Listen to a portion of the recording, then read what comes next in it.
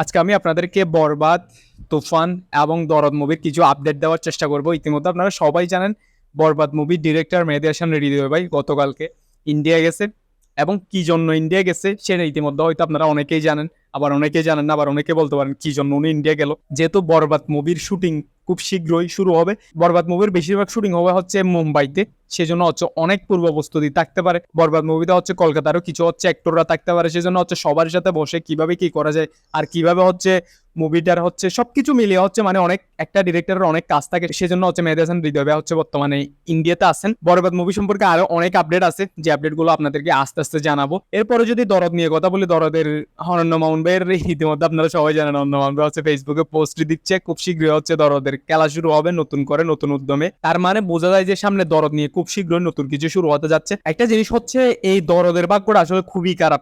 প্রথমে হচ্ছে দরদের নিয়ে কিছু শুরু হলো, তুফান মুভি চলে আসলো, এরপর হচ্ছে দরদ নিয়ে কিছু শুরু হলো, কুট আন্দোলন চলে আসলো, এরপর হচ্ছে দরদ নিয়ে কিছু শুরু হলো, বন্যা চলে আসলো।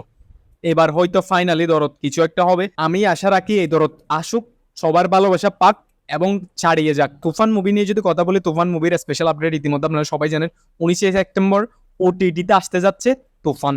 একটা কথাই বলবো হচ্ছে সাকিবিয়ানদের আর হচ্ছে যারা হচ্ছে মুভি লাভার আছেন তাদেরকে, অতীতের চরকি হোক হইসে হোক যত রেকর্ড আছে সবগুলো ভেঙে চুরমার করে দেন এবং নতুন এক রেকর্ড গড়ে দেন। ওয়ার্ল্ড ওয়াইড ব্লকবাস্টার তুফান মুভি আসতে চলছে 19 সেপ্টেম্বর, হইচই এবং চরকিতে। আপনারা ঠিক যেমনটা হচ্ছে হলে ভালোবাসা দিচ্ছেন, ঠিক তেমনটা হচ্ছে চরকি ফাটাই ফেলেন, একদম রেকর্ডের বন্যা বসাই দেন, এতটুকু হচ্ছে বলবো।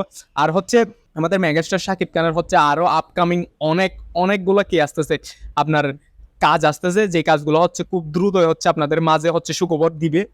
আমাদের মেগাস্টার নিজে হচ্ছে আমেরিকা থেকে আসে হচ্ছে সুখবর আপনাদের নিজেদেরকে দিবে। আরেকটা গুড নিউজ হচ্ছে ঢাকা টিমে মেহেদী হাসান মিরাজকে ইতিমধ্যে সরাসরি সাইনিং করা হয়েছে, যদিও বা এইটা এখনো অফিসিয়াল আপডেট আসে নাই, তবে যদি অফিসিয়াল আপডেট আসে এটা ঢাকার জন্য খুব ভালো কিছু হতে যাচ্ছে। সব মিলিয়ে আমরা অপেক্ষা করতেছি বিপিএল এর জন্য, ঢাকার খেলা দেখবো মেগাস্টারের সাথে, তারপর অপেক্ষা করতেছি দরদের জন্য, অপেক্ষা করতেছি বরবাদের শুটিং এর জন্য, অপেক্ষা করতেছি তুফান 19 সেপ্টেম্বর চরকিতে আসার জন্য। সব মিলিয়ে সাকিবিয়ানদের অপেক্ষার শেষ নাই।